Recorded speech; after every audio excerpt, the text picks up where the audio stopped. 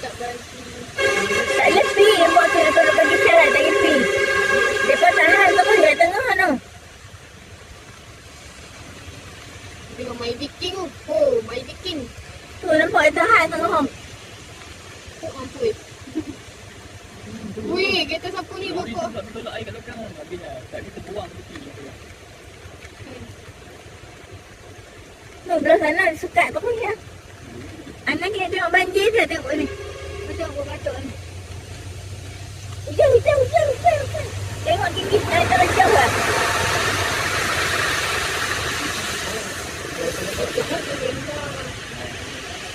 Apa lagi kita adik dah haji je ada untuk pergi Joma. Lori pun boleh ni.